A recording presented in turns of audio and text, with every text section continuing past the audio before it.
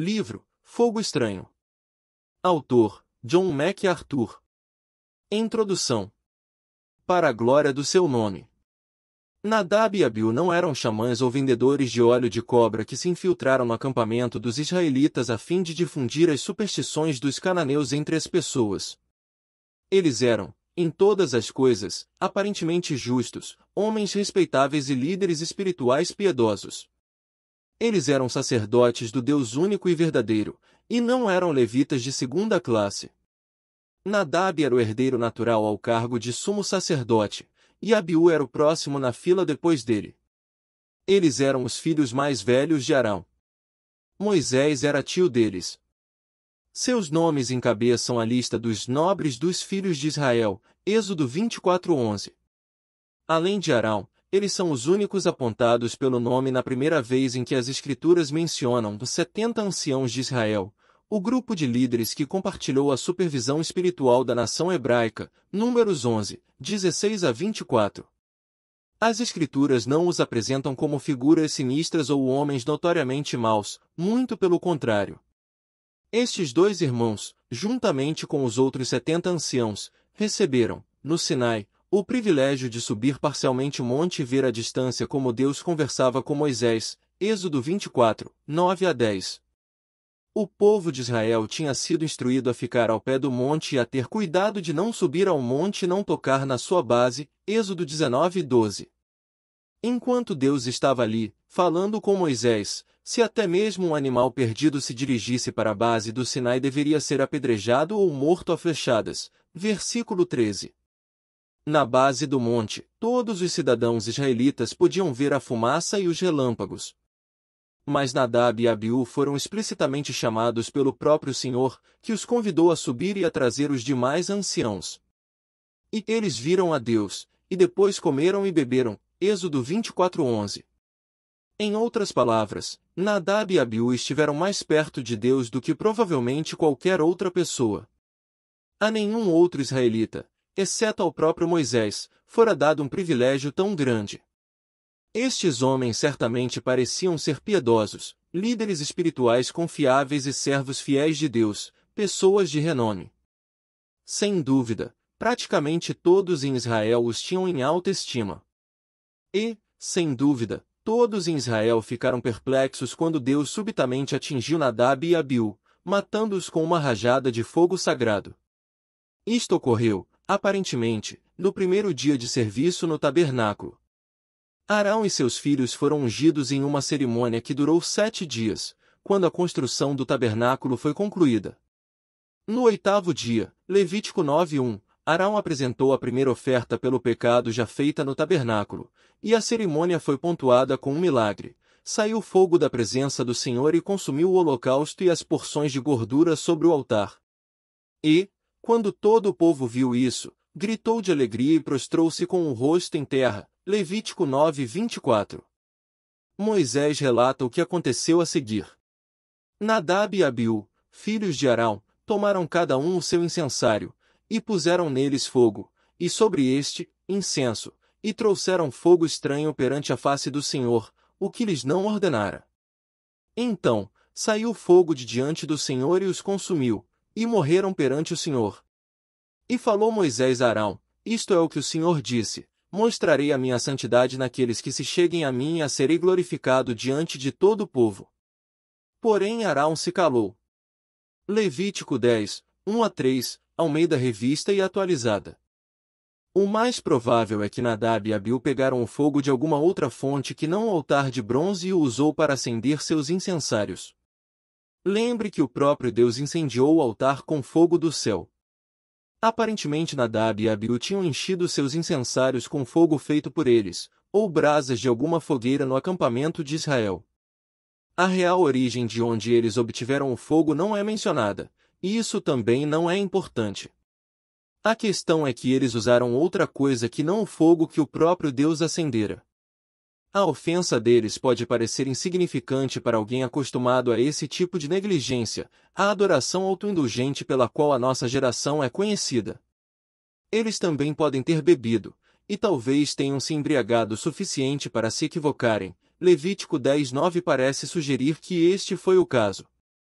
Ainda assim, o que a Bíblia condena expressamente é o fogo estranho que foi oferecido. O cerne do pecado foi aproximarem-se de Deus de forma descuidada, arrogante, inadequada, sem a reverência que ele merecia.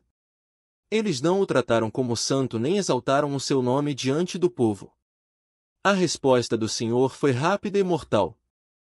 O fogo estranho de Nadab e Abiú acendeu o fogo inextinguível do juízo divino contra eles, e foram incinerados no local.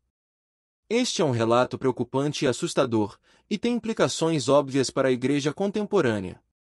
É evidente que é um pecado grave desonrar o Senhor, tratá-lo com desprezo ou aproximar-se dele de uma maneira que ele despreze. Aqueles que adoram a Deus devem fazê-lo da maneira que ele exige, tratando-o como santo. O Espírito Santo, a gloriosa terceira pessoa da Trindade, não é menor do que o Deus Pai ou o Deus Filho. Assim, desonrá-lo é desonrar o próprio Deus. Insultar o Espírito é tomar o nome de Deus em vão. Afirmar que é ele quem autoriza a adoração obstinada, caprichosa e antibíblica é tratar Deus com desprezo. Transformar o Santo Espírito em um espetáculo é adorar a Deus de uma maneira que o desagrada. É por isso que muitas atitudes irreverentes e doutrinas distorcidas trazidas para a igreja pelo movimento carismático odiamos são iguais ao fogo estranho de Nadab e Abiú, ou até mesmo pior. Elas são uma afronta ao Espírito Santo e, portanto, ao próprio Deus, o que é motivo para julgamento severo. Hebreus 10:31. Quando os fariseus atribuíram a obra do Espírito a Satanás, Mateus 12:24, o Senhor os advertiu de que essa cruel blasfêmia era imperdoável. Ananias e Safira foram mortos instantaneamente depois de mentir ao Espírito Santo. Como resultado, grande temor apoderou-se de toda a igreja e de todos os que ouviram falar desses acontecimentos. Atos 5:11. Simão, o mago, quando pediu para comprar o poder do Espírito com dinheiro, recebeu esta repreensão severa como resposta: pereça com você o seu dinheiro. Você pensa que pode comprar o dom de Deus com dinheiro? Atos 8:20. E o autor de Hebreus, escrevendo para aqueles que estavam correndo o risco de insultar o Espírito da graça, ofereceu aos seus leitores esta sensata admoestação: terrível coisa é cair nas mãos do Deus vivo. Hebreus 10:31. A terceira pessoa da Trindade é perigosa para quem quiser oferecer-lhe fogo estranho. Reinventando o Espírito Santo. É claro que você não saberia de que maneira o Espírito Santo é tratado por dezenas de cristãos professos hoje. Por um lado, alguns evangélicos tradicionais são culpados de negligenciar o Espírito Santo por completo. Para eles, ele tornou-se a pessoa esquecida da Trindade, enquanto isso tentam fazer a igreja crescer através de sua própria inteligência, no lugar de fazê-lo através do poder do Espírito. Por uma questão de apelo popular, eles minimizam a própria santidade e obra santificadora do Espírito. Alegam que a pregação bíblica, na qual a espada do Espírito é manejada com cuidado e precisão, agora está fora de moda. Em seu lugar, eles oferecem entretenimento, inovações, clichês vazios, ou a elevação da incerteza, trocando, assim, a autoridade do Espírito que inspirou as Escrituras por substitutos baratos e impotentes. Por outro lado, os movimentos pentecostais e carismáticos modernos levaram o pêndulo para o extremo oposto. Criaram uma preocupação doentia com supostas manifestações do poder do Espírito Santo. Carismáticos comprometidos falam incessantemente sobre os fenômenos, as emoções e a mais recente onda ou sensação. Eles parecem ter relativamente pouco, às vezes nada, a dizer sobre Cristo, sobre sua obra expiatória ou sobre os fatos históricos do Evangelho. A fixação carismática na suposta obra do Espírito Santo é falsa reverência. Jesus disse: quando vier o Conselheiro, que eu enviarei a vocês da parte do Pai, o Espírito da verdade que provém do Pai, ele testemunhará a meu respeito. João 15:26. Assim, quando o Espírito Santo se torna o ponto central da mensagem da Igreja, a sua verdadeira obra é prejudicada. O Espírito Santo encontrado na maior parte do ensino e da prática carismática não tem qualquer semelhança com o verdadeiro Espírito de Deus revelado nas Escrituras. O verdadeiro Espírito Santo não é uma corrente eletrizante de energia estática, um tagarela extremamente chato com um discurso irracional ou um gênio cósmico que indiscriminadamente concede desejos egoístas relacionados à saúde e à riqueza. O verdadeiro Espírito de Deus não faz com que o seu povo ladre como cães ou ria como hienas. Ele não o derruba no chão em um estupor inconsciente. Ele não o incita a adorar de forma caótica e incontrolável. E ele certamente não realiza a obra do seu reino por meio de falsos profetas, falsos curandeiros e televangelistas fraudulentos. Ao inventar um Espírito Santo de ideias idólatras, o movimento carismático moderno oferece fogo estranho que tem causado prejuízos incalculáveis para o corpo de Cristo. Alegando concentrar-se na terceira pessoa da Trindade, tem, na verdade, profanado seu nome e denegrido sua verdadeira obra. Sempre que Deus é desonrado, aqueles que amam o Senhor sentem dor e justa indignação. Isso foi o que Davi experimentou quando exclamou, em Salmos 69:9, o zelo pela tua casa me consome, e os insultos daqueles que te insultam caem sobre mim. O Senhor Jesus citou esse versículo quando purificou o templo, expulsando os cambistas que trataram o santuário de Deus e a adoração do seu povo com desrespeito vergonhoso.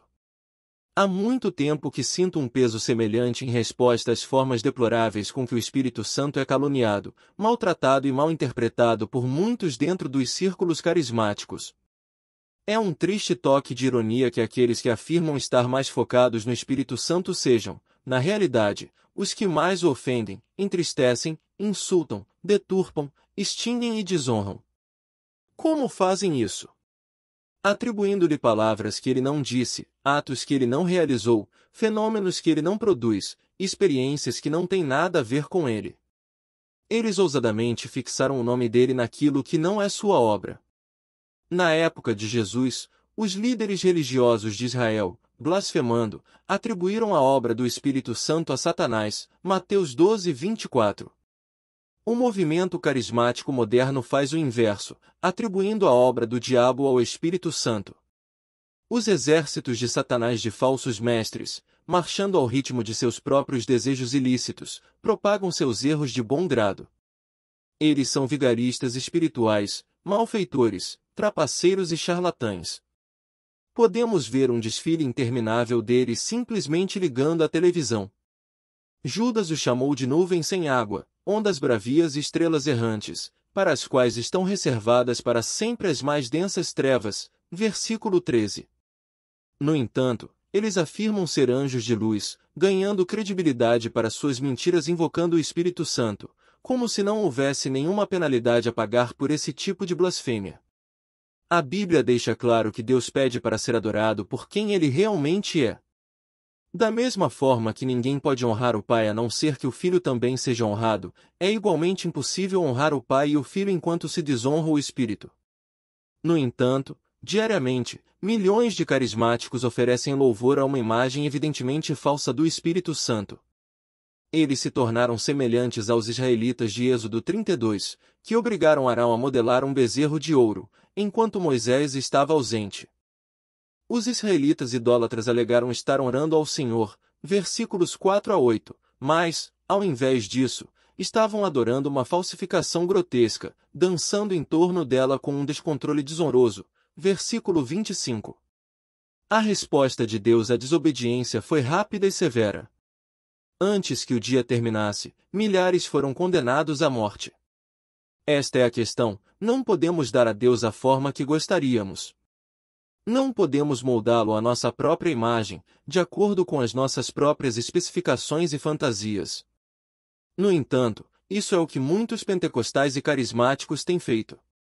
Eles criaram a sua própria versão do bezerro de ouro para o Espírito Santo.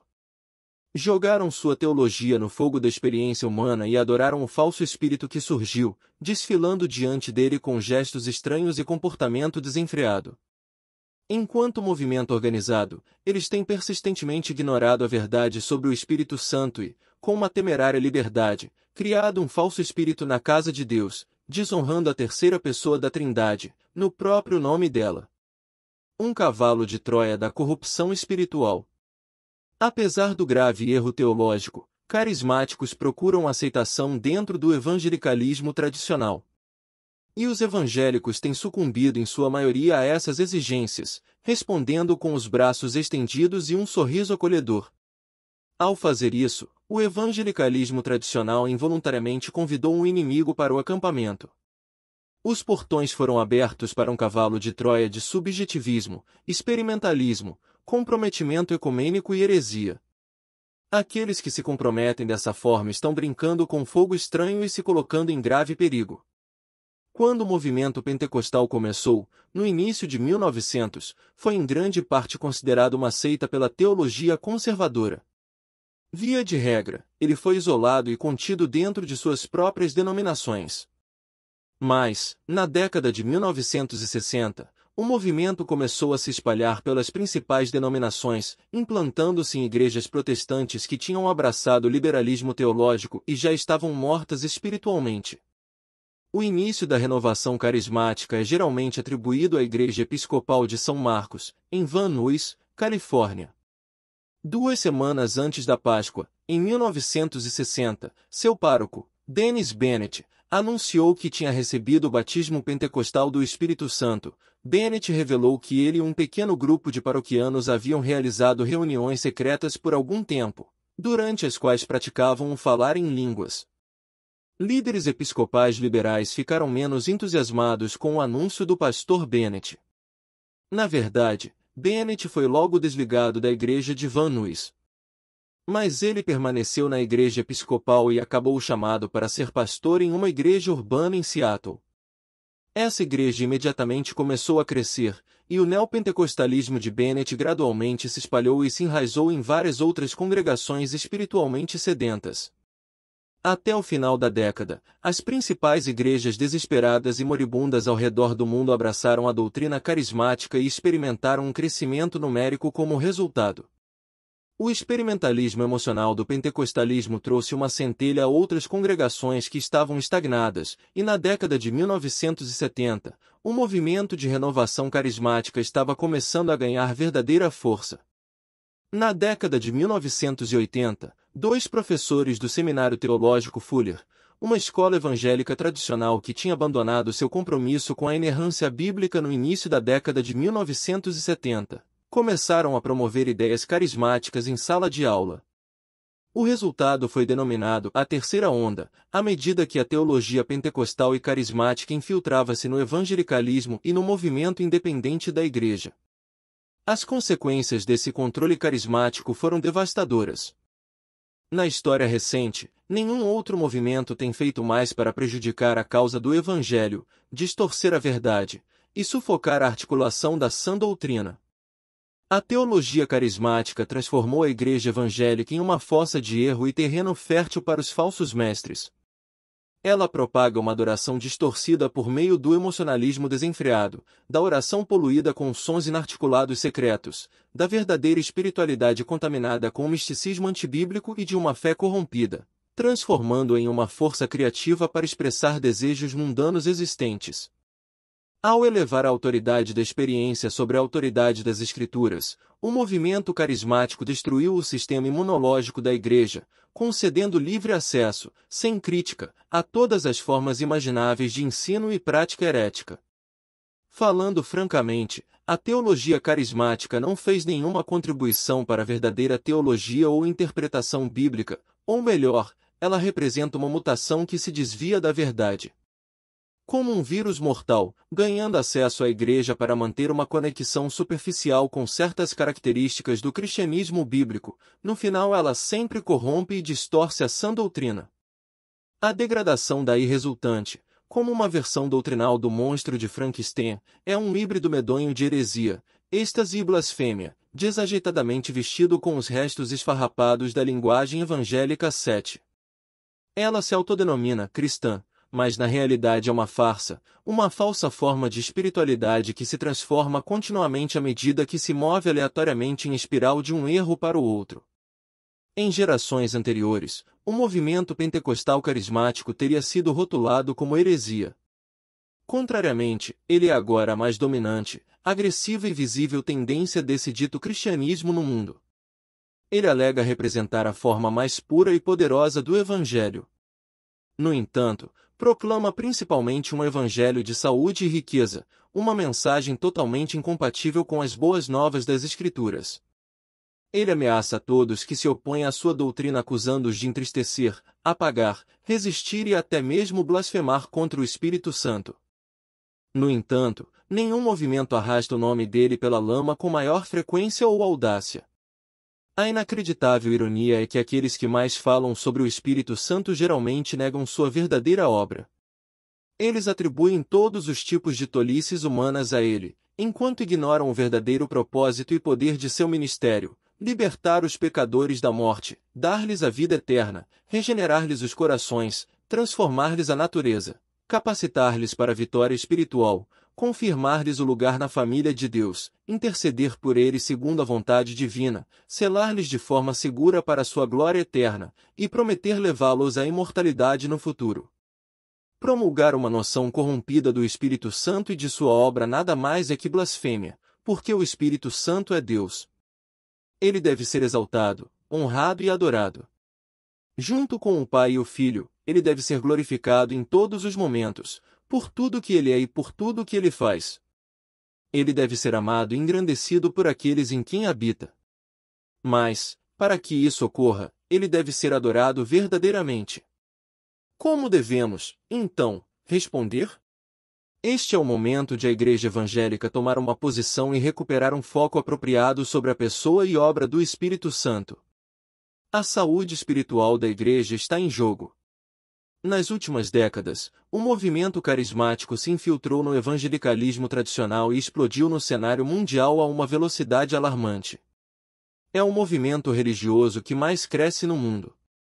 Os carismáticos agora são mais de 500 milhões em todo o mundo. No entanto, o evangelho que está impulsionando este aumento dos números não é o verdadeiro evangelho, e o espírito por trás deles não é o Espírito Santo. O que estamos vendo, na realidade, é o crescimento explosivo de uma falsa igreja, tão perigosa quanto qualquer culto ou heresia que já agrediu o cristianismo. O movimento carismático foi uma farsa e uma fraude desde o início, ele não se transformou em algo bom. Esta é a hora para a verdadeira igreja responder. Em um momento em que há um restabelecimento do evangelho bíblico e um renovado interesse pelas solas da reforma, é inaceitável ficar de braços cruzados. Todos os que são fiéis às Escrituras devem se levantar e condenar tudo que agride a glória de Deus. Temos o dever de aplicar a verdade em uma defesa arrojada da doutrina do Espírito Santo. Se declararmos fidelidade aos reformadores, devemos comportar-nos com o mesmo nível de coragem e convicção que eles demonstraram enquanto batalhavam pela fé. Deveria haver uma guerra coletiva contra os abusos difundidos sobre o Espírito de Deus. Este livro é um convite para aderir à causa pela honra dele. Espero, também, lembrá-lo como é o verdadeiro ministério do Espírito Santo. Não é caótico, ostentoso e extravagante, como um circo. Normalmente é oculto e discreto, da forma como o fruto se desenvolve. Não precisamos ser frequentemente lembrados que o principal papel do Espírito Santo é exaltar Cristo, especialmente para suscitar o louvor do seu povo a Cristo. O Espírito faz isso de maneira exclusivamente pessoal, em primeiro lugar nos repreendendo e convencendo, mostrando-nos o nosso próprio pecado, abrindo nossos olhos para o que é a verdadeira justiça, e nos fazendo sentir profundamente a nossa responsabilidade para com Deus, o justo juiz de todos. João 16, 8-11. O Espírito Santo habita nos cristãos, capacitando-nos a servir e glorificar Cristo. Romanos 8:9. Ele nos conduz e nos dá a certeza da nossa salvação. Versículos 14-16. Ele intercede por nós com gemidos profundos demais para serem expressos por palavras. Versículo 26. Ele nos cela, mantendo-nos seguros em Cristo. 2 Coríntios 1:22, Efésios 4:30. A presença diária do Espírito Santo é a fonte e o segredo de nossa santificação, enquanto ele nos adequa à imagem de Cristo. Isso é o que o Espírito Santo está realmente fazendo na Igreja até hoje. Não há nada de desconcertante, estranho ou irracional em estar cheio do Espírito ou ser conduzido por ele. Sua obra não é produzir um espetáculo ou fomentar o caos. Na verdade, onde se vê essas coisas, pode-se estar certo de que não é obra dele, pois Deus não é Deus de desordem, mas de paz. 1 Coríntios 14, 33 e 40.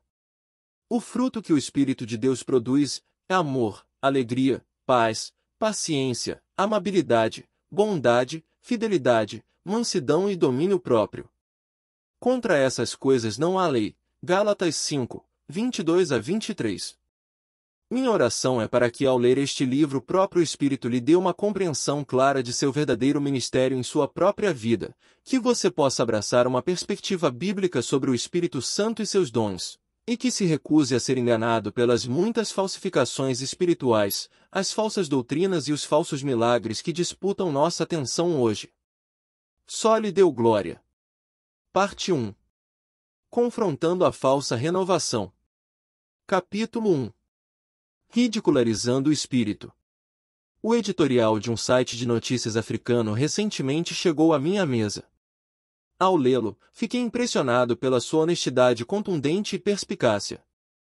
O artigo, embora escrito por um homem pentecostal, faz grandes críticas ao caos que caracteriza o movimento carismático naquela parte do mundo. Depois de detonar a bizarra possessão espiritual e as estranhas práticas rituais do pentecostalismo de maneira geral, o autor enfoca o falar em línguas. Observando um homem supostamente cheio do Espírito Santo, ele descreveu a cena frenética com estas palavras: vê-se o corpo do homem tremendo violentamente em espasmos, com as mãos trêmulas, a voz trêmula, murmurando articuladamente coisas como Jesus. Jesus. Jesus. Ah! Jesus.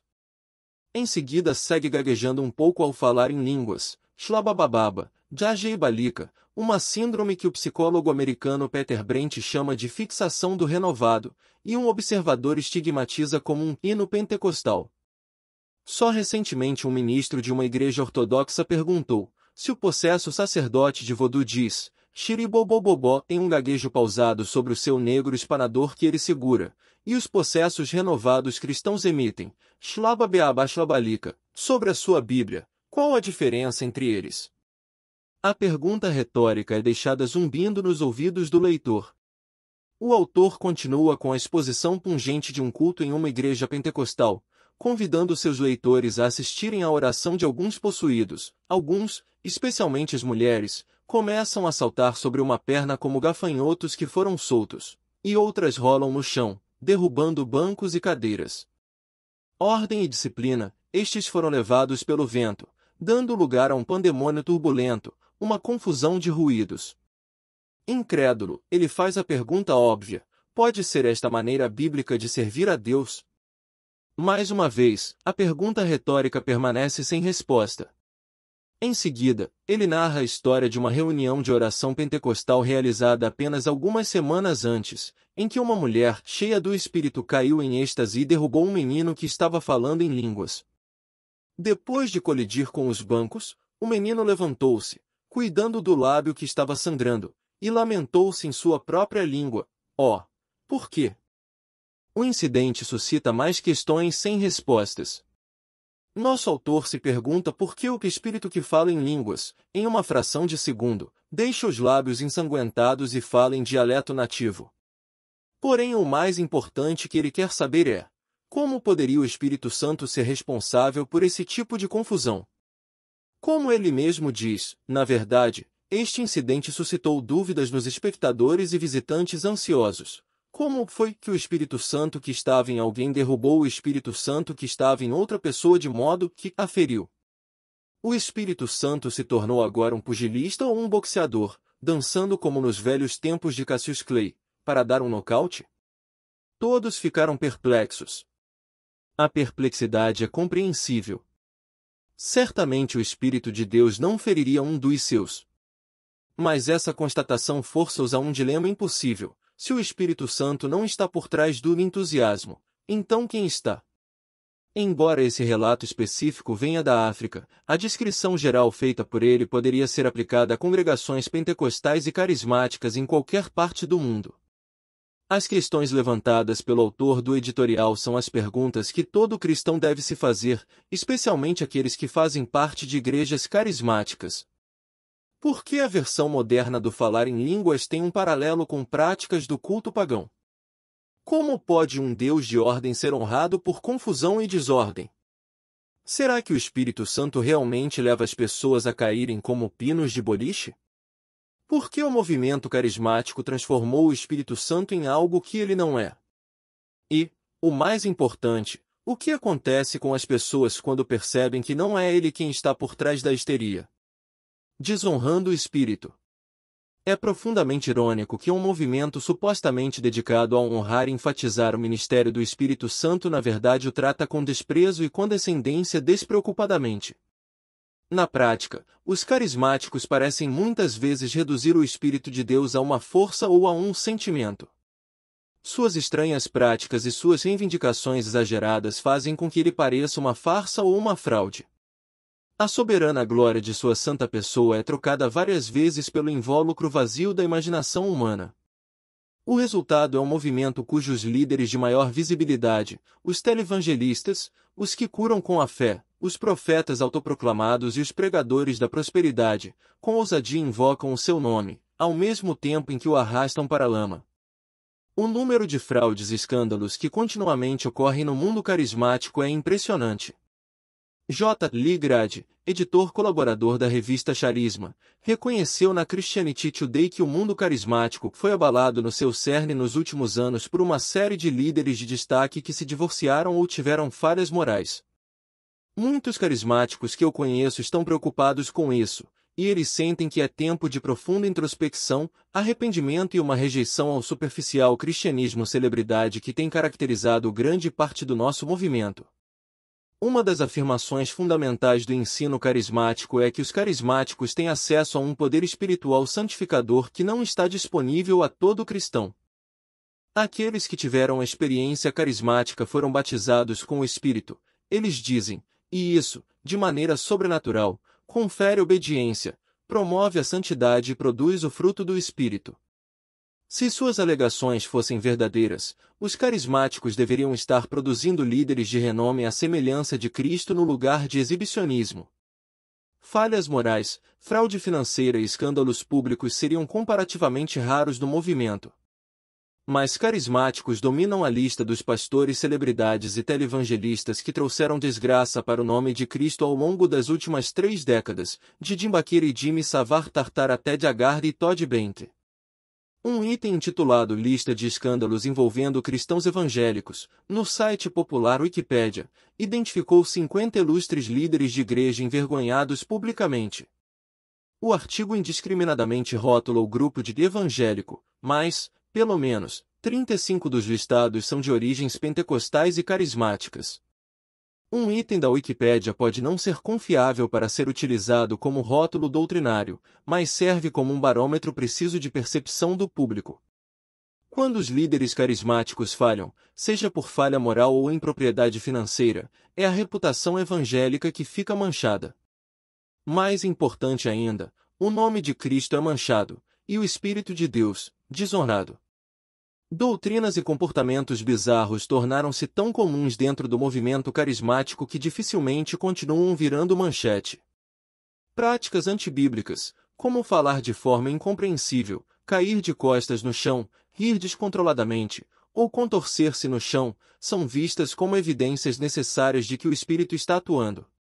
O YouTube tem uma coleção interminável de tolices carismáticas que são abertamente blasfêmias, congregações inteiras fazendo truque do Espírito Santo, pessoas fumando o Espírito Santo, simulando inalá-lo e entrando em transe, como se ele fosse um cigarro de maconha invisível, e mulheres se contorcendo no chão, imitando o processo de parto. Antigos domadores de serpentes parecem dóceis, se comparados a eles. Tudo isso é um tremendo absurdo, mas é descaradamente atribuído ao Espírito Santo de Deus, como se ele fosse o autor da confusão e o arquiteto da desordem. Autores carismáticos geralmente descrevem sua presença com expressões como um choque elétrico e um surpreendente formigamento, uma sensação eletrizante que começou a se espalhar pelos meus pés, minhas pernas, até a minha cabeça, pelos meus braços e até os meus dedos. Não importa que essas descrições não tenham precedente nas Escrituras, e as mesmas Escrituras nos advertem que Satanás pode fazer sinais e maravilhas. O que aconteceria se todos esses formigamentos, transes e tremores fossem realmente evidência de atividade demoníaca? Essa preocupação não é nada improvável, dado o caráter obscuro, estranho e turbulento de muitos desses fenômenos. Até mesmo ataques violentos foram cometidos em nome do Espírito Santo. Kenneth Hagin diz ter socado uma mulher no estômago na tentativa de curá-la, porque Deus lhe disse para fazê-lo. Rodney Howard Browne esbofeteou um surdo com tanta força que ele caiu no chão. Benny tem regularmente derrubado as pessoas violentamente.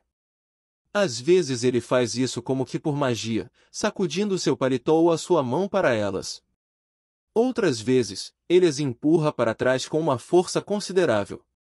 O fato de uma mulher idosa já ter sido fatalmente ferida no processo não o impediu de fazer disso uma característica normal em suas cruzadas de milagres. Atos absurdos que extrapolam a imaginação são atribuídos à influência do Espírito. Por exemplo, o evangelista carismático Todd Bentley justifica suas técnicas de cura brutais com afirmações como esta: "Eu disse, Deus, eu orei por umas 100 pessoas aleijadas. Nenhuma foi curada. Ele disse, isso é porque eu quero que você pegue as pernas aleijadas dessa senhora e arremesse-as para cima e para baixo na plataforma como um taco de beisebol." Eu me aproximei, peguei suas pernas e comecei, bam, bam. Eu comecei a arremessá-las para cima e para baixo na plataforma. Ela foi curada. Em outra ocasião pensei, por que o poder de Deus não está agindo? Ele disse, por que você não chutou aquela mulher no rosto? E lá estava uma senhora mais velha adorando bem na frente da plataforma. E o Espírito Santo falou comigo, o dom da fé veio sobre mim. Ele disse chute-a no rosto, com o bico de suas botas. Cheguei mais perto e foi assim. Bam! E no momento em que a minha bota entrou em contato com o seu nariz, ela caiu sob o poder de Deus. A despeito de tais comentários revoltantes, Bentley foi saudado por líderes carismáticos, como Peter Wagner, por sua participação no Lakeland Revival, Reavivamento Lakeland, em 2008. Embora seu ministério tenha sido temporariamente interrompido devido a um relacionamento ilícito com uma mulher da sua equipe, Bentley voltou ao ministério de tempo integral pouco tempo depois, após ter se divorciado e se casado novamente. Benny virou manchete no início de 1990, quando ameaçou usar o Espírito Santo como arma em um ataque contra seus críticos. Em um longo discurso em um programa na Trinity Broadcasting Network, enrevidou: aqueles que nos desmoralizam são um bando de idiotas. Você sabe, eu tenho procurado por um versículo na Bíblia, simplesmente não consigo encontrá-lo. Um versículo que diga, se você não gosta deles, mate-os. Eu realmente gostaria de poder encontrá-lo. Às vezes, gostaria que Deus me desse uma metralhadora do Espírito Santo, estouraria a cabeça deles. Embora não seja tão hostil quanto o marido, a esposa de Benny, Suzanne, causou sensação na mídia por conta própria alguns anos mais tarde, quando fez referência ao Espírito Santo de uma forma particularmente vívida e inadequada. Enquanto freneticamente andava para um lado e para o outro do palco, a senhora declarou: sabe de uma coisa, os meus motores estão acelerados para partir. E cada vez mais acelerados. Como estão os seus? E se não estão, você sabe o porquê? Se o seu motor não está acelerado, sabe do que você precisa? Você precisa de uma lavagem do Espírito Santo no seu traseiro. Porque Deus não vai tolerar, Ele não vai tolerar qualquer outra coisa. Quando seus disparates foram mais tarde ao ar no programa de comédia The Daily Show, os advogados de In ameaçaram abrir um processo por difamação, mas não obtiveram sucesso. Ela fez-se de motivo de chacota. Na realidade, a única pessoa cujo caráter foi difamado foi a do Espírito Santo. O espírito de fraude. O movimento carismático afirma exaltar a terceira pessoa da Trindade. Verdade seja dita, ele se transformou em um espetáculo à parte. Já seria suficientemente ruim se tal blasfêmia se limitasse à audiência privada de uma congregação local. Mas o circo de sacrilégio é infinitamente exportado através de uma rede global de imprensa, rádio e televisão. Como o ex-pentecostal Kenneth D. Jones explica, no passado, a influência desses líderes desafortunados tinha algumas limitações. Sua distorção da mensagem da Bíblia era limitada à sua divulgação em pregações na igreja local, em salas de aula de uma faculdade ou seminário, em livros e programas de rádio. Nos últimos 30 ou 40 anos tudo isso mudou por causa da televisão. Influenciado pelos pregadores mais populares da TV, muitos carismáticos tratam o soberano Espírito de Deus como se ele fosse escravo deles, um mordomo celeste obrigado a atender cada um dos comandos dados. O que ensinam não difere muito do veneno da nova era popularizado pelo best-seller internacional de 2006, O Segredo, em que a autora Rhonda Barney sugere: você é o mestre do universo, e o gênio está às suas ordens. Televangelistas carismáticos e pastores celebridades normalmente pregam uma mensagem similar. É um falso evangelho da prosperidade material, popularmente conhecido como doutrina da palavra da fé. Se você tiver fé suficiente, dizem, pode ter literalmente tudo o que você quiser. Nas palavras de Kenneth Copeland, como cristão, você tem o direito de dar ordens em nome de Jesus. Cada vez que você permanecer na palavra, você estará comandando Deus até certo ponto.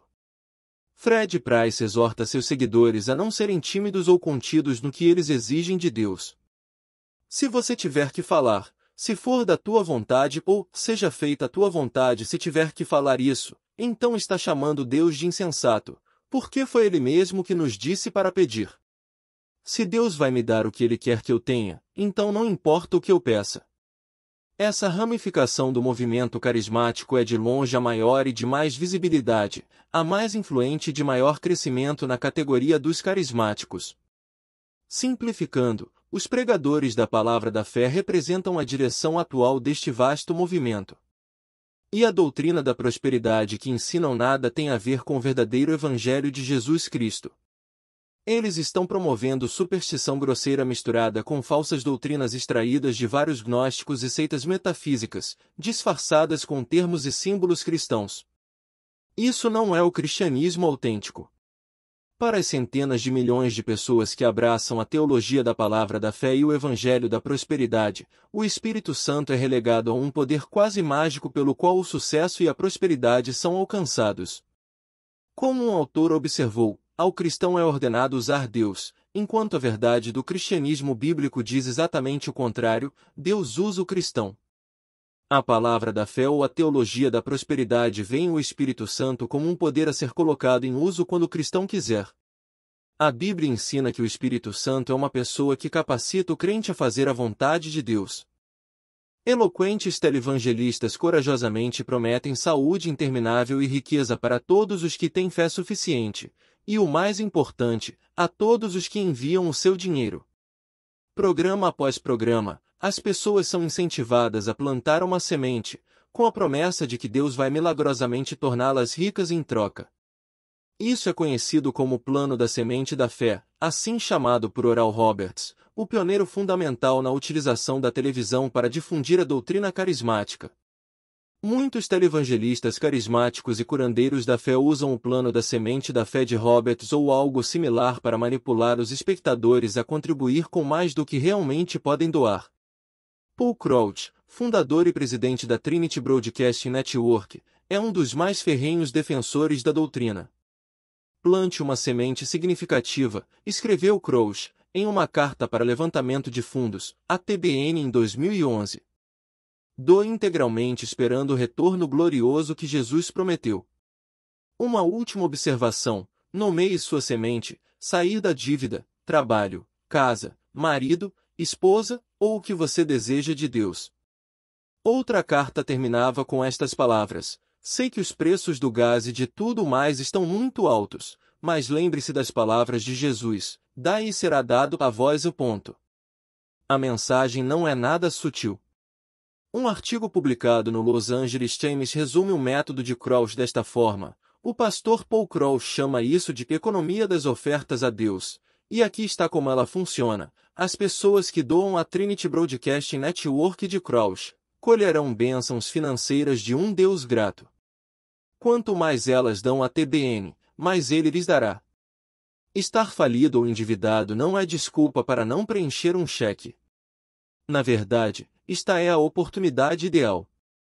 Porque Deus é especialmente generoso com aqueles que dão quando passam por dificuldades. Ele vai dar-lhe milhares, centenas de milhares, disse Krauss a seus telespectadores, durante uma maratona para arrecadar doações em novembro passado. Ele dará milhões e bilhões de dólares.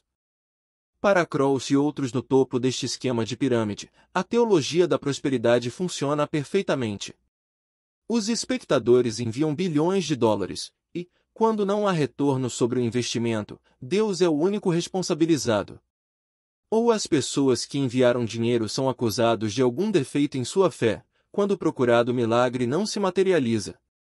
Decepção, frustração, pobreza, tristeza, raiva e, finalmente, a descrença são os principais frutos desse tipo de ensinamento, mas os pedidos de dinheiro só se tornam mais urgentes e as falsas promessas crescem de forma mais exagerada. Encoberta por uma linguagem de fé e generosidade, toda a farsa é um artifício ilusório projetado para explorar o ganancioso e enganar os desesperados. Ela substituiu o Espírito de Deus por um espírito de fraude. Mesmo assim, a sua mensagem de uma falsa esperança continua a ser extremamente popular, e é fácil perceber o porquê. A promessa de bem-estar físico, riquezas materiais e uma vida de facilidade atrai a carne. Trata-se de pura carnalidade, não há nada verdadeiramente espiritual nisso.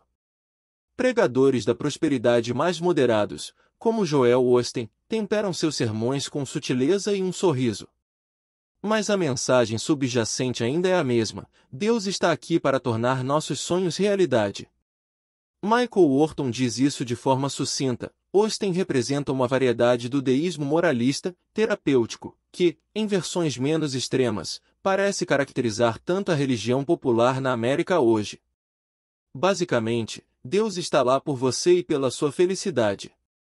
Ele tem algumas regras e princípios para que você consiga o que quer da vida, e se segui-los, você pode ter o que quiser. Apenas declare isso e a prosperidade virá a você. Do ponto de vista do marketing, é uma fórmula eficaz. Um cheque em branco como garantia de saúde e riqueza, misturado com doses insanas de pensamento positivo e banalidades superficiais, podem aumentar a audiência e vender livros. Mas tudo isso é um grande embuste, e não tem nada a ver com o cristianismo bíblico. Ao apregoar o evangelho de ganância, materialismo e autopromoção, professores da palavra da fé fizeram carreiras lucrativas a partir da mateologia, apoiados em seus falsos ensinamentos que distorcem as escrituras ou reivindicam uma nova revelação de Deus. Alguns vão tão longe a ponto de afirmar que os cristãos são pequenos deuses que podem dar vida aos seus desejos mundanos ao falar deles. Paul Krauss respondeu a opositores na televisão nacional com estas palavras: Eu sou um pequeno Deus. Tenho um nome divino. Sou um com Deus. Temos uma aliança. Eu sou um pequeno Deus. Os críticos desapareceram. Kenneth Copeland disse algo semelhante aos seus ouvintes: Você é um Deus. Você não tem um Deus que vive em você, você é um Deus. Vocês são parte integrante de Deus. Mais recentemente, o televangelista Creflo Dollar repetiu os ensinamentos de Copeland e Krauss: Vou dizer uma coisa, nós somos deuses nesta terra, e é hora de começarmos a agir como deuses, em vez de agir como um bando de meros seres humanos impotentes. Apenas um adjetivo descreve totalmente esse nível de desrespeitosa arrogância: satânico. Confronte com Gênesis 3:5. Enquanto eles elevam-na à condição divina, os professores da palavra da fé negam, simultaneamente, a soberania do Deus verdadeiro. Como Miles Monroe anunciou a um público da TBN, Deus não pode fazer nada na Terra sem a permissão de um ser humano. Andrew Wommack, cujo programa de televisão The Gospel Truth, A Verdade do Evangelho, vai ao ar diariamente na Trinity Broadcasting Network, insiste que Deus perdeu a sua autoridade neste mundo ao delegá-la a Adão e à raça humana.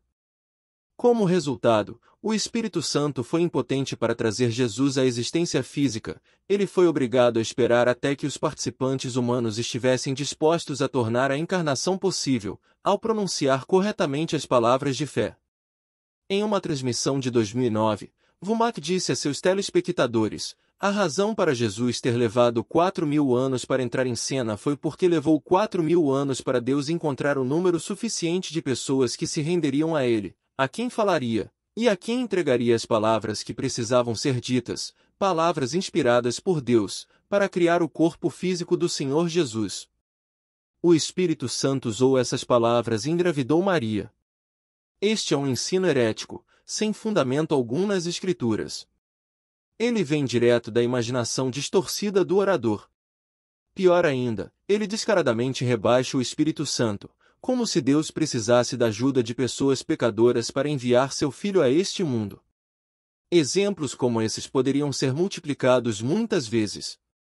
Infelizmente, no contexto mais amplo do movimento carismático, tais atrocidades contra o Espírito Santo não são a exceção, pois elas tornaram-se a regra. Peter Masters descreve com precisão essa tendência. Com uma rapidez inacreditável, os carismáticos passam de um excesso a outro, de modo que agora estamos diante de uma cena de confusão. Muitos na fraternidade carismática ultrapassaram as ideias e práticas que vêm diretamente das religiões pagãs, e um grande número de jovens e cristãos impressionáveis foram espiritualmente corrompidos neste processo. Líderes que curam têm surgido ao unir os truques sutis do hipnotizador teatral com técnicas ocultas antigas em sua busca por resultados, e multidões os seguem. Vale a pena salientar que essas palavras foram escritas há mais de 2 décadas, na mesma época em que escrevi Caos Carismático. Nos anos seguintes, a situação se tornou dramaticamente pior. Confiamos no dinheiro. Não há como negar o fato de que todos os tipos de fraudes espirituais, erros teológicos, e toda espécie de dissimulação encontram abrigo no vasto mundo carismático, incluindo o materialismo descarado e o impetuoso egocentrismo do Evangelho da Prosperidade. Alguns podem argumentar, no entanto, que tais elementos heréticos representam apenas uma minoria fanática de uma outra forma de movimento ortodoxo. Carismáticos mais moderados gostam de descrever os pregadores da prosperidade, os curandeiros da fé e os televangelistas como seguramente isolados no limite extremo do campo carismático. Infelizmente, isso não é verdade. Graças ao alcance global e ao incessante proselitismo dos programas religiosos e dos meios de comunicação carismáticos, o que estava no extremo passou a ser agora uma tendência predominante. Para a maior parte do mundo que está observando, os extravagantes falsos mestres, com heresias tão ridículas quanto seus penteados, constituem a imagem pública do cristianismo. E eles propagam suas mentiras em nome do Espírito Santo. Quando se trata de difusão religiosa, Satanás é realmente o príncipe das potestades do ar, das ondas sonoras. Em redes como a TBN, quase não há falsa profecia, doutrina errônea, origem de superstição, ou declaração tola que seja peculiar demais para deixar de ir ao ar. Jean Crouch, emocionado, dá um relato fantasioso de como sua galinha de estimação foi milagrosamente ressuscitada dentre os mortos. Benin supera isso ao afirmar, como estranha profecia, que se os espectadores da TBN colocarem os caixões de seus entes queridos falecidos na frente de um aparelho de televisão e a mão do morto tocar a tela, as pessoas serão ressuscitadas dentre os mortos, aos milhares. Ironicamente, a pessoa não precisa nem ser um trinitariano ortodoxo para ser difundido na Trinity Broadcasting Network. O bispo T.D. Jacques, conhecido por sua associação com Onenes Pentecostalismo unicista, é um marco na TBN. E embora posteriormente tenha se retratado, Benin disse, de forma infame, aos ouvintes da TBN que há 9 pessoas na divindade. Sendo a maior rede de televisão religiosa no planeta, a TBN propaga seu produto 24 horas por dia, 7 dias por semana, para mais de 100 países, por meio de 70 satélites, através de mais de 18.000 canais de TV a cabo e afiliadas. Sua presença na internet aumenta ainda mais o seu alcance. A assessoria de imprensa afirma ser capacitada pelo Espírito Santo para alcançar um mundo conturbado, com a esperança do Evangelho. Mas é a falsa esperança de um falso evangelho. Praticamente todas as principais celebridades da rede defendem a teologia da prosperidade, dizendo aos ouvintes que Deus lhes dará a cura, riqueza e outras bênçãos materiais em troca de seu dinheiro. A TBN não é a única culpada. As principais concorrentes da rede, como da Star e LSA, fornecem plataformas semelhantes aos professores da palavra da fé. É de se admirar que a saúde e a riqueza do Evangelho da Prosperidade tenha conquistado o planeta? Em 2/3 do mundo, como Ásia, África e América Latina, onde o movimento carismático está crescendo em um ritmo sem precedentes, os especialistas estimam que muito mais da metade dos seguidores pentecostais e carismáticos defendem o Evangelho da Prosperidade.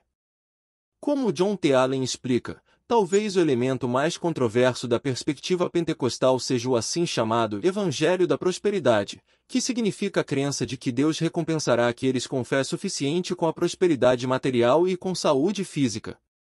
Alguns analistas fazem a distinção entre o neopentecostal, aqueles que têm como foco o Evangelho da Prosperidade, e o pentecostalismo clássico, voltado para os dons do Espírito Santo, como curas e línguas. No entanto, os dados do Pew Forum sugerem que o Evangelho da Prosperidade é realmente uma característica definidora de todo o pentecostalismo. A maioria dos pentecostais, superior a 90%, na maioria dos países, acredita nele. Na realidade, a rápida expansão da teologia carismática deve-se principalmente à popularidade do Evangelho da Prosperidade. Não é a obra de convencimento do Espírito Santo que está atraindo os convertidos, mas o fascínio pelos bens materiais e a esperança pela cura física. Todas as maiores congregações carismáticas, e aquelas que mais crescem, pregam de alguma forma essa mensagem, de David Yonggi Cho, na Coreia do Sul, cuja igreja alega ter mais de 800 mil membros, ao bispo Enos Adeboye, da Nigéria, cujas reuniões mensais de oração regularmente recebem 300 mil pessoas. O historiador pentecostal Vinson Sina, claramente entusiasmado com o aumento significativo dos números, escreveu, de modo geral, o movimento conhecido como Evangelho da Prosperidade ou o Movimento da Palavra da Fé é agora uma força internacional que está ganhando milhões de seguidores entusiasmados ao redor do mundo. Liderados por instrutores populares e evangelistas como Kenneth Copeland, David Yonggi Cho e Reinhard Bonnke, os ensinos têm inspirado algumas das maiores congregações e cruzadas evangelísticas na história da Igreja. O sucesso global do movimento da Palavra da Fé fez com que o movimento pentecostal carismático se tornasse o movimento religioso que mais cresce no mundo. Claro que a entusiasmada recepção do Evangelho da Prosperidade não está limitada às igrejas fora dos Estados Unidos. Mesmo em solo americano, este é um dos segmentos de maior crescimento do cristianismo. Pastores de alto nível levam algumas das maiores igrejas do país a promoverem descaradamente um evangelho de saúde, riqueza e felicidade, de Joel Osteen a Joyce Meyer e T.D. Jakes. Sua influência está alterando permanentemente a paisagem religiosa americana. O Evangelho da Prosperidade está se espalhando para além dos limites do movimento carismático, onde tem sido tradicionalmente forte, e está criando raízes nas principais igrejas evangélicas. Uma pesquisa recente descobriu que nos Estados Unidos 46% dos que se autodenominam cristãos concordam com a ideia de que Deus irá conceder riquezas materiais a todos os cristãos que tiverem fé suficiente. Embora a Igreja tenha historicamente repudiado a ganância e o consumismo, isto parece estar mudando rapidamente. Cerca de metade dos cristãos americanos, em qualquer denominação, e cerca de 2/3 dos pentecostais americanos, agora abraçam a premissa básica do Evangelho da Prosperidade: Deus quer que você seja feliz, saudável e rico. Estudos recentes estimam que o número total de pentecostais e carismáticos em todo o mundo seja pouco mais de 500 milhões, sendo 80 milhões na América do Norte, 141 milhões na América Latina, 135 milhões na Ásia, 126 milhões na África e 38 milhões na Europa. Esses números inicialmente parecem impressionantes, sugerindo que o cristianismo carismático representa 1/4 do cristianismo global. A realidade é que a grande maioria dos pentecostais e carismáticos, medição na casa das centenas de milhões de pessoas, abraça alguma forma do Evangelho da Prosperidade. Em termos apenas de números brutos, a teologia da saúde e a riqueza tornou-se característica marcante do movimento maior. Como Ted Olson observou em Christianity Today, a maioria dos pentecostais e carismáticos predominantemente concordam que Deus dará a prosperidade material a todos os cristãos que tiverem fé suficiente. O evangelho da prosperidade, saúde e a riqueza pode ser popular, mas não é o verdadeiro evangelho. David Jones e Russell Woodbridge observaram grandes contrastes. A mensagem pregada em algumas das maiores igrejas do mundo mudou. Um novo evangelho está sendo ensinado hoje. Esse novo evangelho é desconcertante, ele omite Jesus e negligencia a cruz. Em vez de prometer Cristo, promete saúde e riqueza, e oferece conselhos, tais como declarar a si mesmo que tudo que você tocar irá prosperar, pois, nas palavras de um dos principais pregadores do Evangelho da Prosperidade, há um milagre em sua boca. De acordo com este novo Evangelho, se os cristãos repetirem confissões positivas, concentrarem os seus pensamentos e produzirem fé suficiente, Deus irá liberar bênção sobre suas vidas. Tal Evangelho não tem poder para salvar. Ele é autorizado pelo desejo humano, e não pelo Espírito Santo. Além disso, oferece alívio temporal às custas da vida eterna. E, mesmo assim, excetuando-se aqueles que ocupam os mais altos cargos de liderança, raramente ele cumpre o que foi anunciado. O cerne do problema, sem dúvida, o evangelho da prosperidade é um evangelho diferente, o que na realidade não é, de forma alguma, o evangelho, Gálatas 1:6-8. Mas, como essa evidente heresia conseguiu não apenas sobreviver, mas prosperar em círculos carismáticos? A resposta aponta para um defeito crítico e sistêmico dentro da teologia carismática, uma falha que é responsável por quase todas as aberrações teológicas ou anormalidades que habitam o movimento carismático. É o seguinte: os pentecostais e carismáticos elevam a experiência religiosa acima da verdade bíblica. Embora muitos deles reconheçam a autoridade da palavra de Deus, na prática eles só o fazem verbalmente. Se somente as Escrituras fossem verdadeiramente a sua autoridade final, os cristãos carismáticos nunca iriam tolerar práticas claramente antibíblicas, como murmurar orações em línguas sem sentido, emitir profecias falíveis, adorar de forma desordenada, ou ser derrubado sem razão pelo suposto poder do Espírito Santo. Eles devem reinterpretar as suas experiências para coincidir com a Bíblia. Em vez disso, eles reinterpretam as Escrituras de uma nova forma e de maneira pouco ortodoxa, a fim de justificar as suas experiências.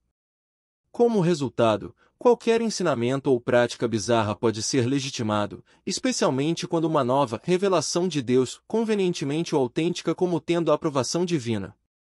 Embora escrito quase meio século atrás, as palavras de René Pache ainda são verdadeiras. A preeminência excessiva dada ao Espírito Santo em suas devoções e sua preocupação com os dons, êxtases e profecias, tendem a negligenciar as Escrituras. Por que estar vinculado a um livro do passado quando é possível comunicar-se diariamente com o Deus vivo? Mas este é exatamente o ponto de perigo. Sem considerar o controle constante da revelação escrita, logo nos encontramos envolvidos em subjetividade, e o cristão, mesmo que tenha as melhores intenções, pode afundar rapidamente em desvios, filosofias sobrenaturais ou euforia. Que cada um lembre-se da proibição de tirar algo das Escrituras ou de acrescentar algo a ela. Deuteronômio 4:2, Apocalipse 22:18-19. Quase toda heresia e seita tem origem em uma suposta revelação ou uma nova experiência por parte de seu fundador, algo fora do contexto estritamente bíblico. Ao abandonar a autoridade suprema do texto bíblico, o movimento carismático tornou-se suscetível aos piores tipos de engano doutrinário e de exploração espiritual. Outros aspectos da teologia carismática só agravam o problema: a rotulagem dos líderes da igreja como profetas e apóstolos, a constante busca por milagres e eventos sobrenaturais, o desejo de encontrar Deus de maneiras místicas, e a propensão a desviar o entendimento no culto. Com a ausência da autoridade bíblica e ênfase na experiência guiada pelo subjetivismo, o movimento carismático é feito sob medida para os falsos mestres e vigaristas espirituais.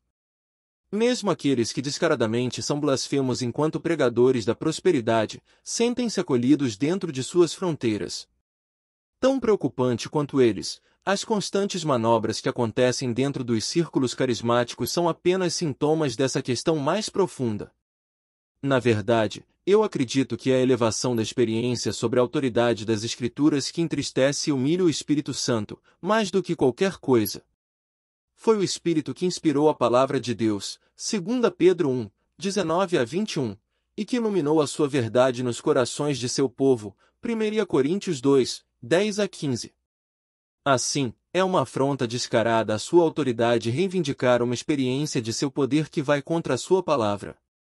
Distorcer as Escrituras que ele inspirou, ou ignorá-las por completo, é tratá-lo com desdém e desrespeito. Mas isso é exatamente o que acontece diariamente em todo o mundo carismático, das heresias grosseiras dos principais televangelistas às revelações privadas dos que se autodenominam profetas em pequenas congregações. Tudo isso é um insulto à verdadeira pessoa e obra do Espírito Santo. Christopher Wray fala disso muito bem. Aos televangelistas e propagadores do Evangelho da Prosperidade, um abuso do termo, uma vez que está longe de ser uma boa notícia, que apelam e exploram a ganância material inata das pessoas, em busca de lucro, em nome da bênção de Deus. Acrescente a isso as alegações exageradas e a publicidade grosseiramente insensível de alguns dos grandes mercadores do milagre de cura. E mesmo no nível humilde das corriqueiras igrejas locais existem aqueles que abusam do Espírito Santo, dizendo que sua mais recente revelação ou última teoria moderna, estilo, música ou método são de sua autoria. E isso nos traz de volta para onde começamos este capítulo.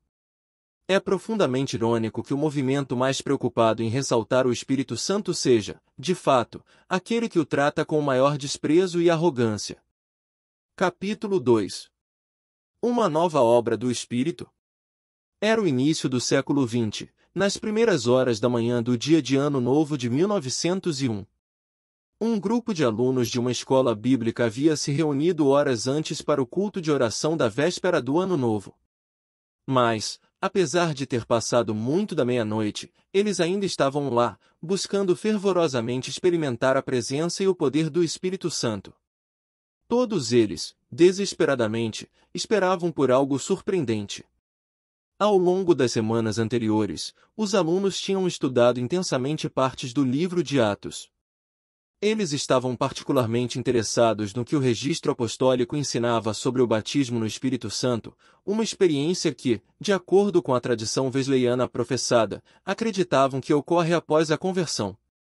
O estudo acabou por focar no prodigioso fenômeno de falar em línguas, que os alunos concluíram ser o verdadeiro sinal do batismo no Espírito Santo. 1. Eles observaram como os apóstolos tinham falado em línguas no dia de Pentecostes, bem como Cornélio em Atos 10 e os ex-discípulos de João Batista em Atos 19. E se surpreenderam, se o falar em línguas foi um sinal da presença do Espírito Santo nos tempos apostólicos, talvez o mesmo ainda fosse verdade no início do século XX. No momento em que se reuniram para um culto de oração na véspera do Ano Novo, todos tinham chegado às mesmas duas conclusões, ou seja, o falar em línguas era o sinal do batismo no Espírito Santo, e o dom de línguas ainda estava disponível para eles experimentarem. Assim, com determinação sincera, eles suplicaram a Deus para serem batizados pelo seu Espírito. O professor do grupo, um pastor metodista do Movimento da Santidade, chamado Charles Fox Parham, os havia encorajado nesse sentido. E agora eles estavam ansiosos para experimentar pessoalmente o poder do Espírito. Em algum momento dessas primeiras horas da manhã, algo extraordinário aconteceu. Um dos estudantes, uma jovem chamada Agnes Osman, pediu ao seu professor para impor as mãos sobre ela e orar para que ela recebesse o Espírito Santo. O que aconteceu depois mudaria o curso da história da Igreja moderna. Como Charles Parham relatou mais tarde, coloquei minhas mãos sobre ela e orei. Eu mal tinha completado 3 dezenas de frases quando a glória recaiu sobre ela, uma auréola parecia cercar sua cabeça e seu rosto, e ela começou a falar o idioma chinês e foi incapaz de falar inglês por 3 dias. Quando ela tentou escrever em inglês para nos contar de sua experiência, ela escreveu em chinês. A experiência de Osmo em breve seria compartilhada tanto por seu professor quanto por seus colegas. Durante uma série de reuniões de avivamento que se seguiram, mais de 20 línguas diferentes teriam sido faladas por intermédio do poder sobrenatural do Espírito Santo, incluindo russo, japonês, búlgaro, francês, boêmio, norueguês, húngaro, italiano e espanhol.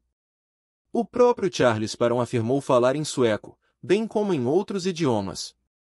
Esse foi o início do movimento pentecostal moderno. Como o historiador pentecostal Vinson Sina explica, a experiência de Osmo se tornou, assim, a experiência protótipo para todos os milhões de pentecostais que viriam a seguir.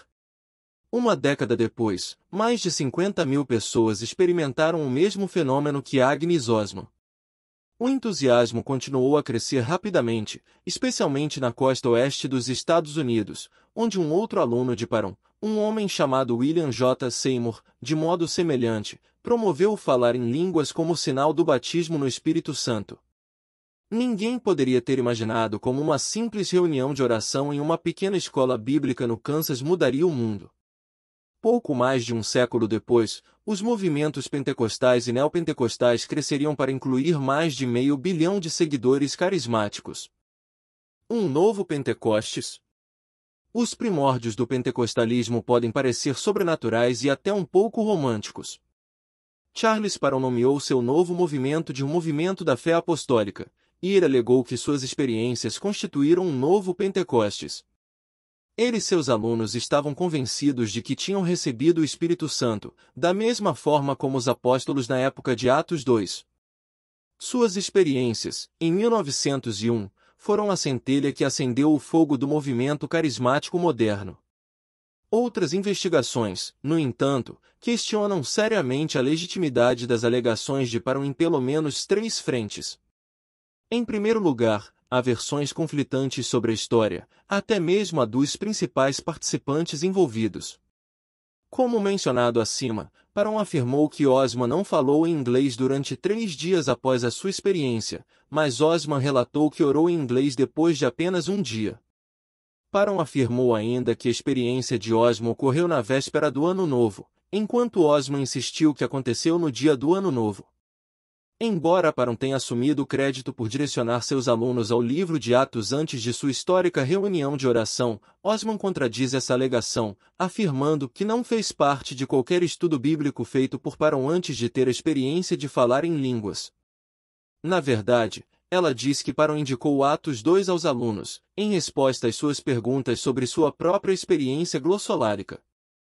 Discrepâncias como essas têm levado historiadores, como Martin Marty, a questionar aspectos fundamentais dessa história. Tais como todas as histórias miticamente estruturadas, essas tinham determinadas características que continuam sujeitas a questionamento. Em um trecho anterior do testemunho, a senhorita Osmo mencionava ter falado em línguas 3 semanas antes do dia de Ano Novo, uma data pouco precisa, mas que outros corroboram. Ela também alegou que percebeu a importância de ter falado só mais tarde, mas sabe-se que Spurgeon lhe tinha instruído previamente para procurar justamente esse sinal. Além disso, embora Agnes Osman tenha interpretado a sua experiência sob a perspectiva de Atos 2, nem todos os seus colegas estavam convencidos. O Topeka Daily Capital informou que nem todos na escola acolheram a nova experiência. Em uma entrevista ao jornal, S.J. Higgins falou sobre Spurgeon e seus colegas: acredito que todos eles são loucos. Em segundo lugar, e mais importante, Charles Spurgeon, Agnes Osman e os outros alunos na verdade nunca experimentaram o sinal sobrenatural que estavam procurando. Eles estavam convencidos de que o falar em línguas estava vinculado à capacidade milagrosa de falar em autênticas línguas estrangeiras, assim como os apóstolos no dia de Pentecostes, como narrado em Atos 2. Esse era o dom que tão desesperadamente desejavam. O dom que eles experimentaram, no entanto, consistia em nada mais do que sons inarticulados e sem sentido. Essa realidade tornou-se dolorosamente óbvia quando Spurgeon insistiu que os missionários pentecostais poderiam ir a terras estrangeiras sem antes ir a uma escola de idiomas. Ele se gabou ao Topeka State Journal: o Senhor nos dará o poder do discurso para falar com as pessoas de várias nações, sem ter que estudar seus idiomas nas escolas. Várias semanas depois, ele contou ao Kansas City Times: uma parte de nosso trabalho será o de ensinar à igreja a inutilidade de gastar anos preparando missionários para o trabalho em terras estrangeiras, quando tudo o que se tem a fazer é pedir poder a Deus. Em poucas semanas, jornais tão distantes como o do Havaí ecoavam a promessa de Param, ornamentada, ao que parece, com uma série de mentiras deslavadas. Topeka, 20 de maio. O reverendo Charles F. Param, do College of Bethel, Escola de Bethel, em Topeka, e seus seguidores, estão se preparando para dar às pessoas das igrejas um novo trabalho alinhado ao esforço missionário. Seu plano é enviar às nações pessoas que foram abençoadas com o dom de línguas, um dom que, segundo ele, a ninguém mais tinha sido conferido como a eles, desde os tempos apostólicos. Seus missionários, como ele ressalta, terão grandes vantagens ao falar as línguas dos diferentes povos com os quais trabalham por meio do milagre que lhes foi conferido, e não terão o trabalho de aprendê-las da forma penosa pela qual foram adquiridas por outros prováveis missionários. Disse Param: não há dúvida de que, neste momento, eles terão o que lhes é concedido, o dom de línguas, se forem dignos e o procurarem com fé, acreditando que, assim, serão capazes de falar com as pessoas com as quais escolheram trabalhar em sua própria língua, o que, evidentemente, será uma vantagem inestimável. Os alunos do Bethel College não precisam estudar da antiga maneira para aprender as línguas. Eles têm o que lhes é concedido milagrosamente. Por diversas vezes já foram capazes de conversar com espanhóis, italianos, boêmios, húngaros, alemães e franceses na própria língua destes. Não tenho dúvidas de que os vários dialetos dos povos da Índia e até mesmo a linguagem dos selvagens da África serão recebidos durante nossas reuniões da mesma forma. Espero que este encontro seja o maior desde os dias de Pentecostes. Param afirma que ele e seus discípulos receberam todos os dons que Cristo concedeu a seus primeiros discípulos. Infelizmente, esse mesmo tipo de testemunho deliberadamente engendrado e demasiadamente exagerado é muito comum nos círculos carismáticos até hoje. Mas as pessoas ingênuas ainda aceitam tais relatos sem uma maior análise, confundidos pela simplicidade da fé que têm. Apesar das garantias de Param que soavam confiáveis, sua estratégia missionária saiu pela culatra, de forma bastante ruim. Jack Hayford e David Moore, autores carismáticos, reconhecem o completo fracasso das expectativas de Param. Infelizmente, a ideia de se ter uma xenoglossalalia, ou seja, falar línguas estrangeiras, veio a se revelar como um fracasso vergonhoso quando os obreiros pentecostais foram para os campos missionários com o seu dom de línguas e descobriram que seus ouvintes não os compreendiam. Robert Mapes Anderson acrescenta: S.C. Todd, da Sociedade Bíblica Missionária, investigou 18 pentecostais que foram para o Japão, a China e a Índia esperando pregar aos nativos desses países em suas próprias línguas, e descobriram que, eles mesmos admitiram, em nenhuma instância eles foram capazes de fazer isso. Como esses, outros missionários retornaram decepcionados, e sentindo-se fracassados, os pentecostais foram obrigados a repensar a sua visão original de falar em línguas. Além de falar em línguas, Agnes Osman e outros pentecostais também escreviam em línguas, rabiscando o que eles acreditavam ser caracteres de uma língua estrangeira. Fotografias destas mensagens foram publicadas em jornais como o Topeka Daily Capital e o Los Angeles Daily Times. A escrita ilegível não parecia com nenhum idioma conhecido e era completamente incompreensível. Em terceiro lugar, o caráter pessoal de Charles Param põe em questão se o Espírito Santo iria desencadear um renascimento em todo o mundo através do ministério dele. Pouco tempo depois de seus alunos falarem em línguas, apesar de suas previsões de que o crescimento maciço estava prestes a começar, Param foi forçado a fechar a escola bíblica em Topeka. Ele viajou para outras partes do Kansas e do centro-oeste dos Estados Unidos, promovendo reuniões de cura e avivamento e angariando discípulos. Logo ele estava reivindicando mais de 5.000 devotos. Ele se referiu à sua crescente rede de seguidores como movimento da fé apostólica, repetindo o nome de sua revista quinzenal, Apostolic Faith, Fé Apostólica, e se auto-intitulou ser aquele que projetou o movimento da fé apostólica. Mas o movimento quase não sobreviveu a uma série de golpes severos à reputação de Param. No outono de 1906, ele realizou uma série de reuniões em Zion, Illinois, e, alguns meses depois, 5 de seus seguidores bateram em uma mulher com deficiência até a morte, em uma tentativa de expulsar dela um demônio do reumatismo. Embora o próprio Parham estivesse muito longe de Zion quando a mulher foi morta, o subsequente julgamento por homicídio rendeu publicidade nacional e jornais de todo o país identificaram os assassinos como membros da seita de Parham. Quando os principais autores do crime foram condenados, a mídia nacional relatou: outras prisões são esperadas neste caso, como resultado das provas apresentadas no inquérito, e Parham, líder da seita a que pertencem aqueles que agora estão na prisão, pode ser mantido sob vigilância. Parham não foi acusado nesse caso, mas o seu nome tornou-se sinônimo de fanatismo religioso fatal. Quando um jovem no Kansas morreu porque seus pais não aceitaram o tratamento médico e, em lugar disso, procuraram a cura através do ministério de Parham, o evangelista pentecostal foi forçado a deixar o estado e ir para o Texas. Foi lá que ele conheceu William J. Seymour, um afro-americano de 35 anos de idade que, depois de abraçar os ensinamentos de Parham sobre o Espírito Santo e o dom de línguas, posteriormente provocou o avivamento da Rua Azusa, em Los Angeles, em 1906. Mas a amizade logo ficaria estremecida. Quando Parham visitou a obra de Seymour no sul da Califórnia, ele não aprovou o comportamento selvagem que caracterizava as reuniões. Ele tentou afirmar a sua liderança sobre o avivamento, mas foi rejeitado. A partir daí, a história de Parham rapidamente torna-se pior. Em 19 de julho de 1907, ele foi preso em um hotel em San Antonio, Texas, sob a acusação de sodomia. Ele foi solto da prisão 4 dias depois. Embora afirmasse ser inocente, seus oponentes alegaram que ele havia escrito uma confissão integral em troca de sua libertação. Apesar de seus protestos em contrário, a reputação de Parham foi permanentemente manchada, e sua influência começou a diminuir. Como R. G. Robbins explica, o que realmente aconteceu naquela noite quente de verão pode nunca ser conhecido, mas a posição de Parham sofreu danos irreparáveis, apesar das acusações terem sido retiradas posteriormente. A notícia do escândalo atravessou os círculos do movimento de santidade e dos pentecostais, alegrando os inimigos de Parham e desolando seu quadro cada vez menor de amigos. Enquanto isso, o movimento da fé apostólica estava se fragmentando. Em uma tentativa desesperada de salvar sua reputação, Parham decidiu que precisava fazer algo realmente notável para desviar a atenção das acusações.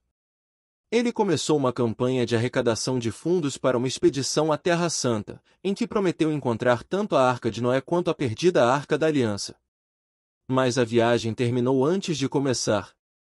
O biógrafo de Parham, James Hua Goff, conta o que aconteceu.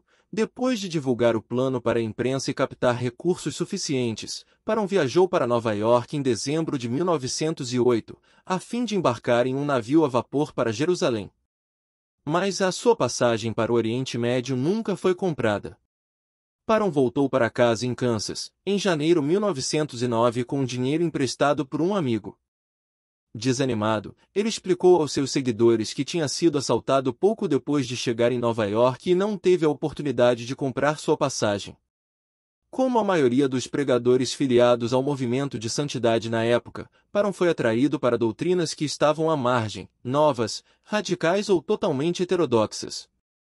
Ele era um ardente defensor da imortalidade condicional, a ideia de que os ímpios serão exterminados e não serão submetidos ao tormento eterno, e às vezes ele parecia universalista. Tinha uma visão pouco ortodoxa da queda do homem, e evidentemente não entendia a escravidão ao pecado. Ele parecia acreditar que pecadores poderiam redimir-se com uma combinação de esforço próprio e ajuda de Deus, e aparentemente via graça como algo que Deus devia à humanidade. Ele ensinou que a santificação garante a cura física e, portanto, era um ato de incredulidade procurar tratamento médico para qualquer doença. Parham também defendeu uma forma de anglo-israelismo, ensinando que as raças da Europa Ocidental, especialmente anglo-saxões, descendem das 10 tribos de Israel, depois de elas terem sido dispersas no cativeiro assírio, e os brancos europeus são, portanto, o verdadeiro povo escolhido. Essa visão tende naturalmente a fomentar a intolerância racial.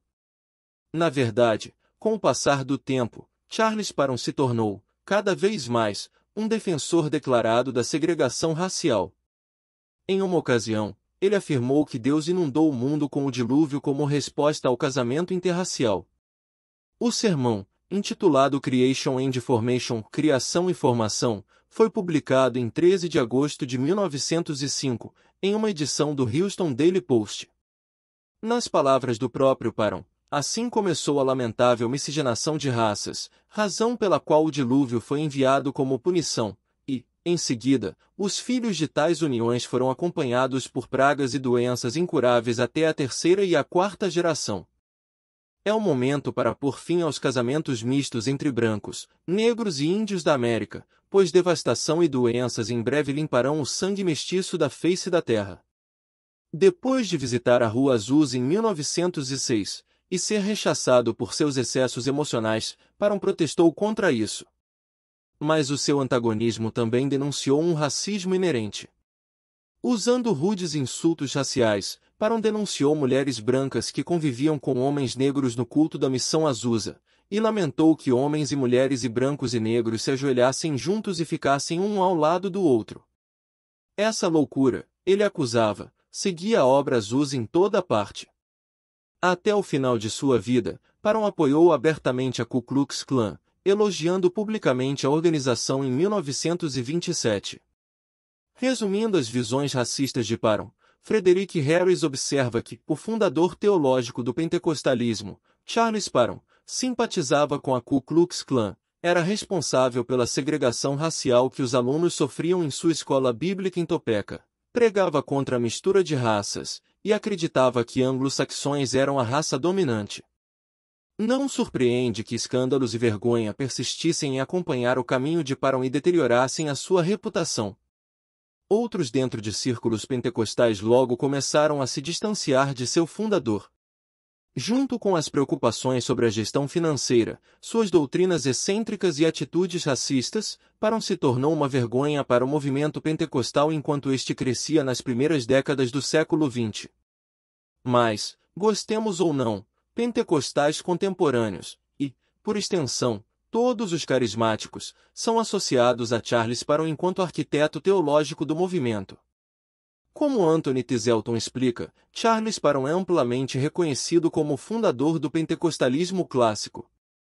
Parham formulou as 4 marcas clássicas da teologia e experiência pentecostais: salvação, batismo no Espírito Santo, cura, e a expectativa da segunda vinda de Cristo. Tudo isso levanta questões importantes sobre as reivindicações do movimento pentecostal moderno, dada a natureza dúbia de suas origens iniciais, do conflituoso depoimento dos envolvidos à natureza absurda das línguas, que foram faladas e ao caráter vergonhoso do primeiro líder do movimento. Além disso, o pentecostalismo surgiu da soteriologia defeituosa do movimento de santidade do século XIX, do qual Charles Parham e William J. Seymour fizeram parte. Apesar de passagens como 1 João 1, 8-10, a teologia do movimento da santidade afirma erradamente que os cristãos podem experimentar uma segunda bênção algum tempo depois de sua conversão, quando, então, eles alcançam um estado de perfeição cristã nesta vida. Alguns líderes do movimento da santidade do século XIX também ensinaram uma terceira bênção, que eles identificaram com o batismo no Espírito Santo, e que, posteriormente, o pentecostalismo associou ao falar em línguas. Mas aqui está o ponto de toda esta história: se o Espírito Santo pretendesse recriar o dia de Pentecostes, é realmente assim que ele faria isso? Até mesmo uma comparação básica entre o que é narrado em Atos 2 e o que ocorreu 19 séculos mais tarde, em Topeka, Kansas, destaca contrastes marcantes entre os dois eventos. O dia original do Pentecostes não surgiu a partir de uma soteriologia defeituosa, nem resultou de depoimentos de testemunhas contraditórias. O dom apostólico de línguas não era algum tipo de vocalização irracional.